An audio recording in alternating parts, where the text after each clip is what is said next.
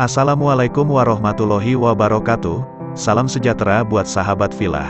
Tema kali ini motivasi tentang ikhlas.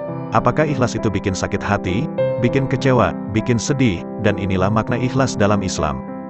Saat kita menghadapi masalah, dan harus merelakan sesuatu yang kita anggap berharga, mungkin banyak di antara kita yang sering mendengar kalimat berikut, udah ikhlasin aja.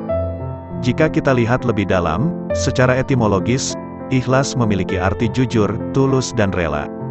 Sedangkan dalam bahasa Arab, ikhlas merupakan masdar dari akhlasa, yang berarti memurnikan niat, memilih, yang mana kata dasarnya sendiri adalah khalasa yang berarti selamat. Sampai menjadi murni, ikhlas sendiri bisa didefinisikan sebagai sebuah perbuatan yang sengaja dilakukan sebagai bentuk ketaatan kepada Allah Subhanahu wa Ta'ala, dan mengharapkan ridhonya, serta menghapus segala bentuk keburukan yang ada. Sederhananya, ikhlas adalah suatu sikap untuk merelakan sesuatu yang kita anggap paling baik, dengan harapan mendapatkan ridho dari Allah Subhanahu wa Ta'ala. Jadi ikhlas itu, jika kita mengharap ridho Allah, maka tidak ada yang namanya ikhlas itu bikin sakit hati, bikin kecewa, dan bikin sedih. Jika kita yakin, pastinya keikhlasan itu akan dibalas dengan akhir keindahan, kebahagiaan, juga ketenangan yang abadi, dalam nikmat surganya Allah. Mendapatkan hati yang ikhlas itu, sangat tidaklah mudah, karena hanya mereka, hamba-hamba Allah yang hatinya memang benar-benar mencintai Allah, juga benar-benar mengharap ridhonya Allah dalam keikhlasan hatinya. Semoga kita masuk di dalam golongan hamba-hamba Allah yang berhati ikhlas. Amin ya rabbal alamin.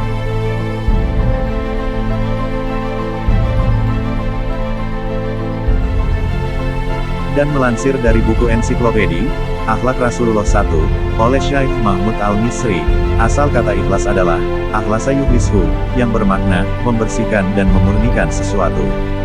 Sejumlah ulama memberi definisi mengenai ikhlas. Al-Kafawi mengartikan ikhlas dengan meniatkan ibadah, sehingga hanya Allah semata yang disembah. Ibrahim bin Adam mendefinisikan ikhlas sebagai kejujuran niat bersama Allah. Abu Usman Al-Maghribi menjelaskan bahwa ikhlas dilakukan dengan melupakan perhatian makhluk, sehingga hanya kepada Allah seluruh perhatian tercurah. Allah dalam surah Az-Zumar ayat 2 berfirman kepada hambanya, untuk senantiasa beribadah dengan keikhlasan dan ketaatan. Arab Latin, Inna anzalna ilaikal kitaba bil haqqi fa'budillaha mukhlishan lahuddin. Artinya, sesungguhnya kami menurunkan kitab Al-Quran kepadamu, Nabi Muhammad SAW, dengan hak. Maka, sembahlah Allah dengan mengikhlaskan ketaatan kepadanya. Keikhlasan bertempat dalam hati seseorang.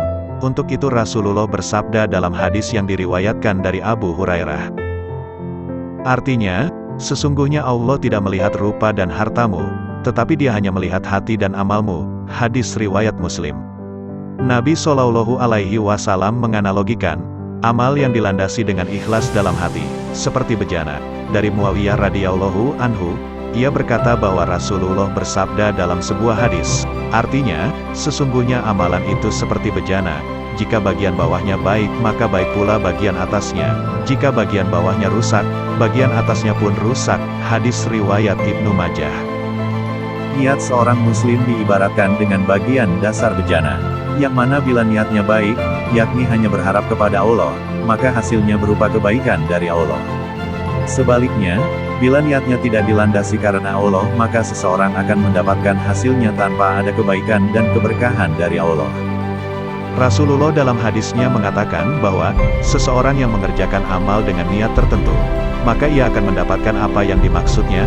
Diriwayatkan dari Umar bin Khattab, Nabi SAW bersabda, artinya, seluruh amal perbuatan tergantung pada niat. Setiap orang memperoleh apa yang ia niatkan. Siapa saja yang hijrahnya karena Allah dan Rasul-Nya, maka hijrahnya karena Allah dan Rasul-Nya, dan siapa saja yang hijrahnya karena dunia, yang akan diperoleh, atau wanita yang akan dinikahinya, maka hijrahnya hanya memperoleh apa yang diniatkan. Hadis riwayat Bukhari dan Muslim. Sebagai mukmin, hamba Allah yang beriman, semoga kita tetap menjaga amalan, dan beramal selalu dalam keikhlasan karena Allah, di mana perbuatan yang didasari karena Allah, Allah tidak akan pernah mensia-siakan. Justru Allah akan memberi faidah dan keberkahan untuk kita.